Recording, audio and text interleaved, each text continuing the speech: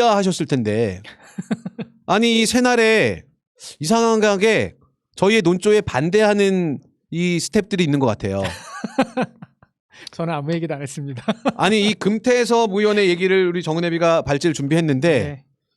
이 썸네일이 너무 멋있습니다. 날개도 달려 있어요. 그냥 개구리 사진이나 하나 올려놓지 뭐 이상한 걸 갖다가. 자 그래서 누가 더 찌질한가 이런 일단 제목으로 하려다가 너무 너무 그럼 방대해져서 네. 찌질한 사람이 너무 많다 보니까 네. 그래서 금태섭의 이야기를 갖고 오셨어요. 네, 금태섭의 얘기를 하려고 했는데 네. 금태섭 얘기를 하려다 보니까 금태섭보다 더 시끄러운 사람들이 많더라고요. 네. 그래서 이 사람 얘기도 하나씩 소개하다 보면 그냥 끝날 것 같아요. 전가요? 아닙니다. 네.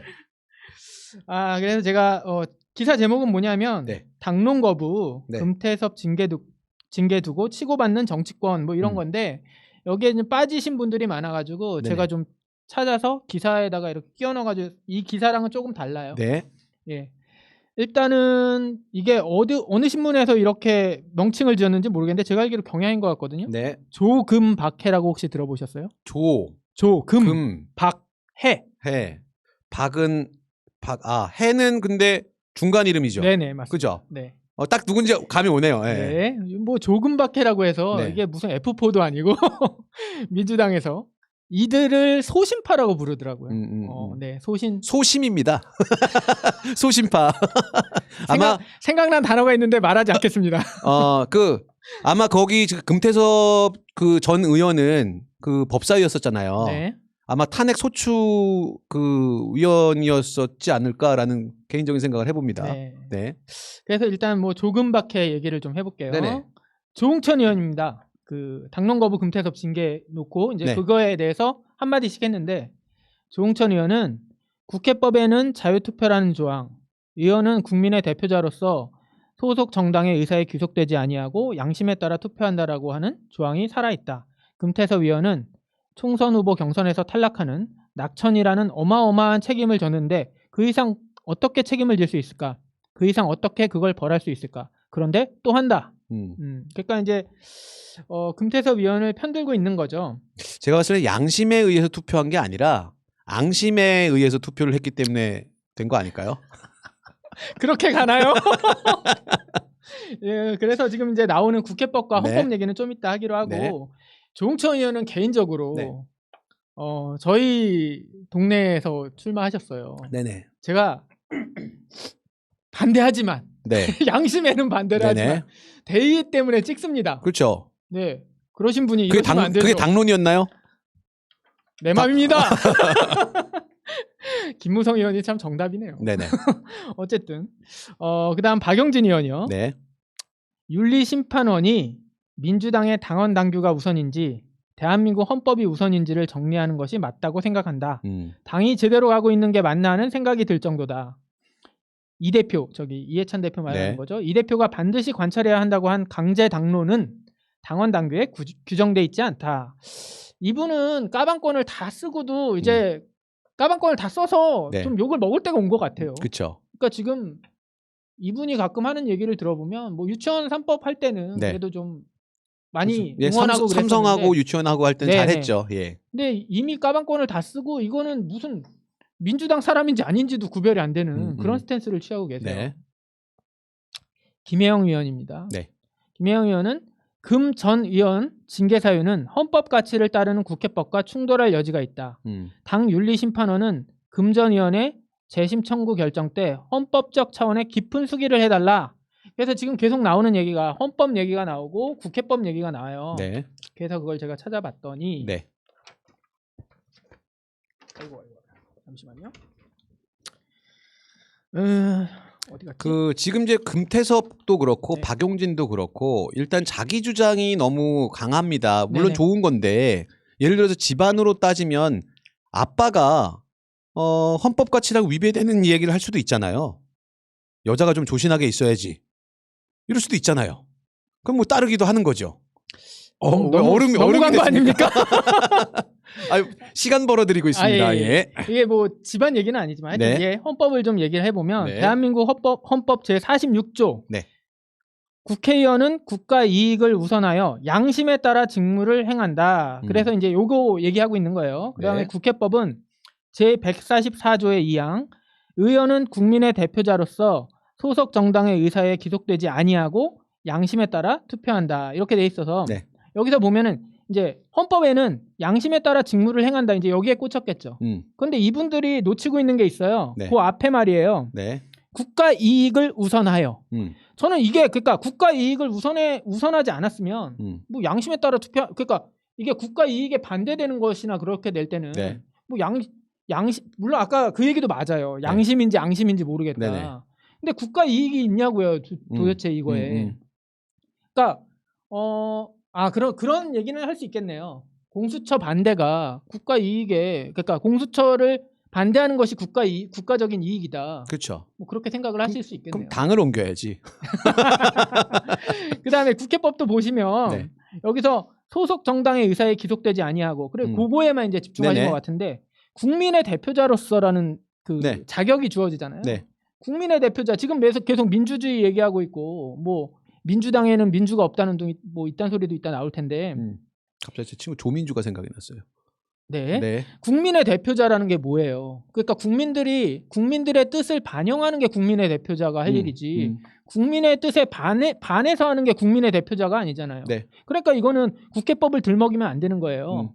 국민들이 지금 70%, 80%까지 되지 않나요? 그 정도까지 올라갔었죠. 예. 공수처를 찬성하는 입장이 그렇게 되는데 그럼 20%를 대표했나요? 하긴 뭐 그 소심파니까 그럴 수는 있겠네요. 아니 근데 그거는 자기 지역구 생각도 해야죠. 그 당을 옮기시라니까요.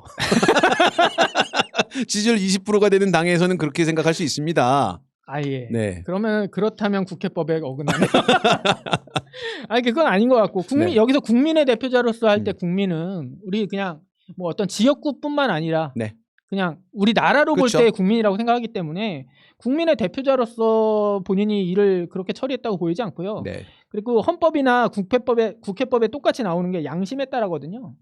근데 과연 양심에 따라서 했는지 네. 아니면 개인의 사적 원한에 따라서 그렇게 일을 추진했는지 전 잘 모르겠고 그렇죠. 사적 감정이 좀 많아 보이는 게 엘리베이터에서 뭐 그것도 그렇고 엘리베이터 안에서 사랑을 나눴죠. 그렇죠. 여상규랑 그러면서 이제 이분들이 그 민주당 당규에 네. 대해서 이제 태클을 걸고 있는데 그 14조에 뭐라고 돼 있냐면 당원 또는 당직자에 대한 징계의 사유 이게 나와 있어요. 네. 그러니까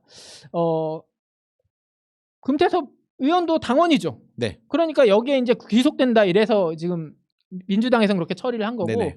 근데 여기서 이제 분리를 해놓거든요. 당원 또는 당직자에 대한 징계 사유하고 당 소속 국회의원에 대한 징계 사유를 분리를 해놨어요. 네. 그래서 당 소속 국회의원에 대한 징계 사유는 이제 읽어보니까 딱히 걸릴 게 없어요. 네. 근데 당원에 대한 징계 사유에서 걸리는데 뭐냐면 1항 당원 당규에 위반하거나 당의 지시 또는 결정을 위반하는 경우 그럴 때 징계를 할 수 있다는 거죠. 네.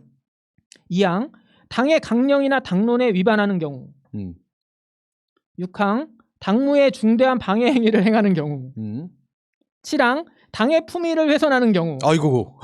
제가 6항하고 7항은 네. 어디에서도 다루지 않는데 제가 이거 볼 때는 6항 7항도 해당되는데 그쵸, 당연히. 예. 1항 2항만 얘기하고 있어요. 네. 당원 당규에 위반하거나 당의 지시에 뭐 위반하는 경우에 그러니까 이런 경우에 징계를 할 수 있다는 거예요. 네. 징계를 해야 된다는 건 아니니까. 네네. 그래서 그거에 따라서 징계를 할 수도 있는 거니까 징계를 한 거잖아요. 네. 그리고 징계가 뭐 예를 들어 제명 뭐 이런 거였으면은 뭐 이렇게 막 난리치는 게 그 이해가 될 수도 있는데 그냥 보면은 적당히 해라 정도잖아요. 적당히 그쵸? 해라 정도. 적당히 선 넘지 마라. 적당히 하라는데 그거에 대해서 이제 사실 그런 거 있어요. 회사 다니다 보면 네. 원래 이게 상명하복이 네. 어떤 베이스잖아요. 네. 근데 상명하복이 지켜지지 않는 날이 있어요. 언제인 줄 아세요? 모르겠어요. 승진이 결정되는 날은 상명하복이 결정되지 않습니다. 그러니까 대리를 뭐 몇 년 차에서 이제 통과해야 되는데 이 사람이 물을 한 2번 먹잖아요. 대리에서. 그럼 그냥 집에 가요. 막. 집에 가. 사표 내는 것도 아니고 집에 가는데 그날 아무도 뭐라 하지 않죠. 혼자 있게 놔둬. 쟤 그냥 내둬. 뭐 과장이 물을 뭐 몇 번 먹었다 그러면 쟤는 놔둬. 야, 오늘 승진 발표 났으니까 회식들 해야지. 저 갑니다. 금태섭이 보면 떨어졌잖아요. 그러니까 내가 볼 때는 그냥 놔둬야 돼. 야야, 쟤 떨어졌어. 쟤 당원이야 그냥. 그래. 그런 것 같아요. 당원이잖아요. 그렇죠.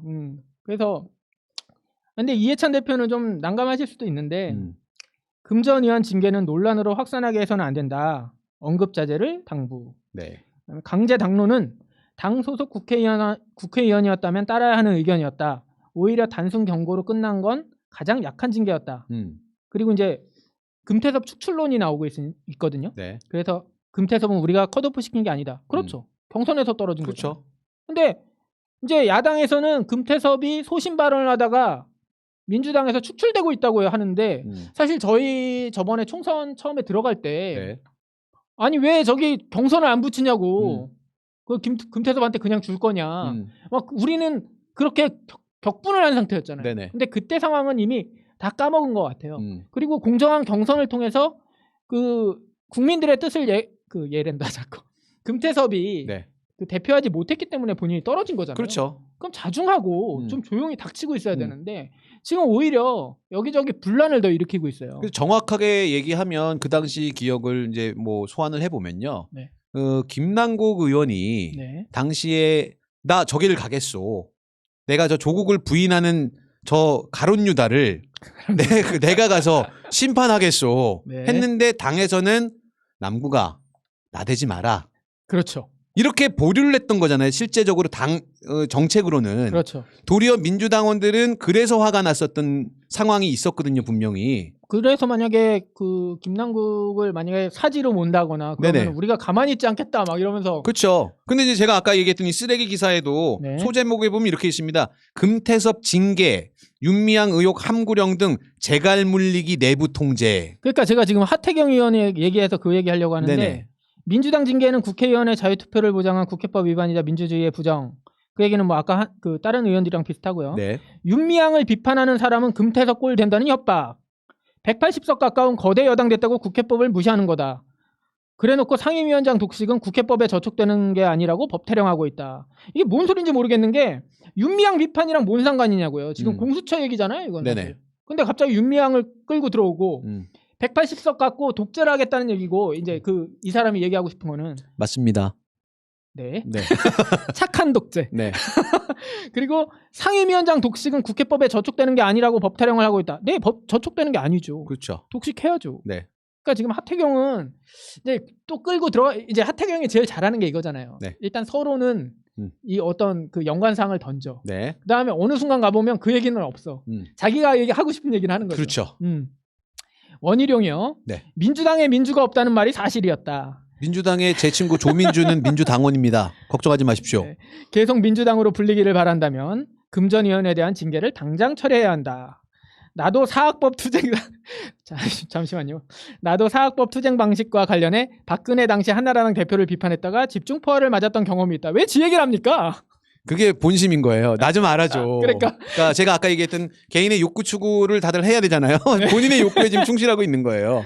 다 욕망에 충실하신 그렇죠. 분들이라. 네네. 이준석이요. 얘는 진짜 뭐지?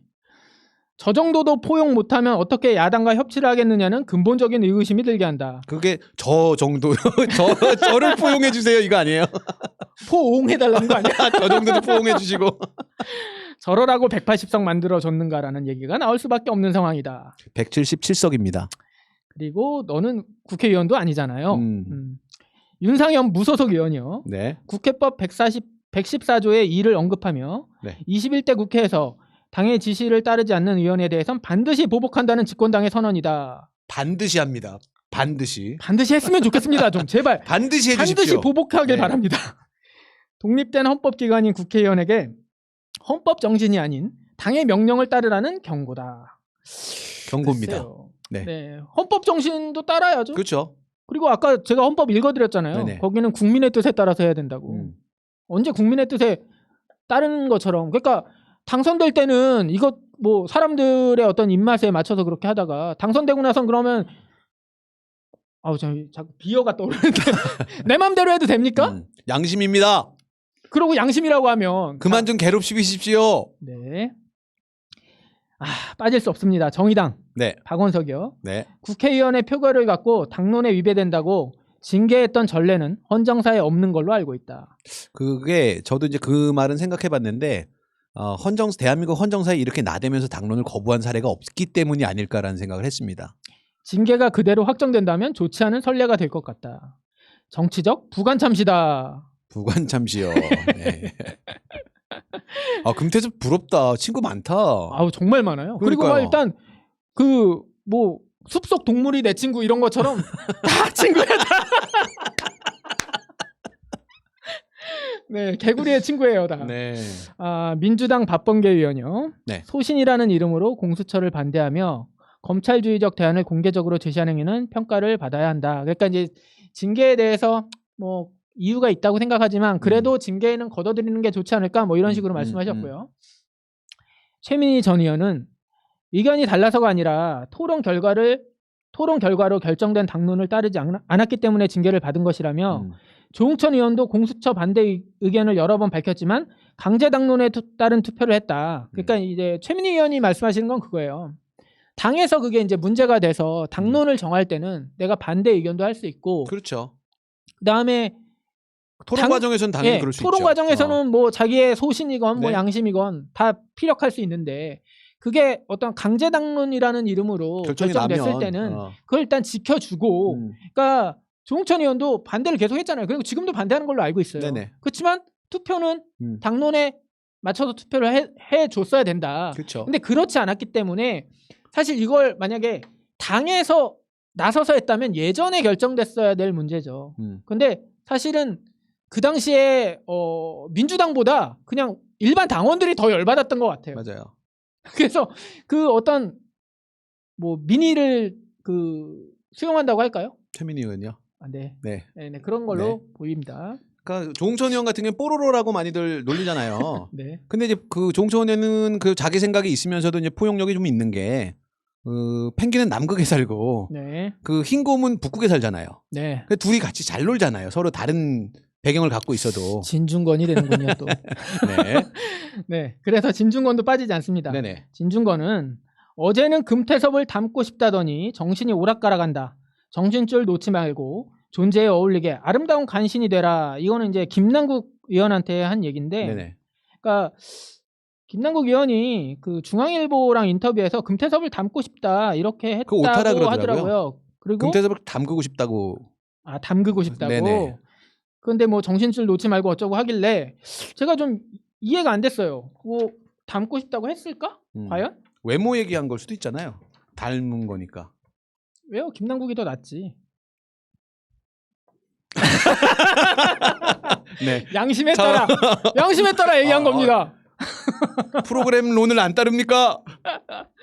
자, 하여튼 그래서 제가 그 말을 믿을 수가 없더라고요. 네. 특히나 진중권이나 이런 애들이 그렇죠. 하는 거는 믿을 수가 없기 때문에 꼭 팩트 체크를 해봐야 돼요. 그래서 중앙일보 기사를 뒤져봤는데 초선 언박싱이라는 그 코너가 있더라고요. 네. 그러니까 이제 초선으로 당선된 분들한테 찾아가서 포부에 대해서 듣는 거예요.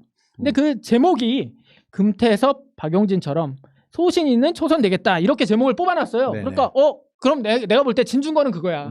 그걸 듣지도 않았어. 그리고 이 제목 보니까 소신 있는 초선 되겠다. 금태섭처럼 그걸 가지고 이제 그렇게 쓴 거예요. 근데 설마 이렇게 얘기했을까? 네. 그래서 이제 원래 내용을 들어봤죠. 네. 이거는 내용을 들어보면 돼요. 원문입니다. 네.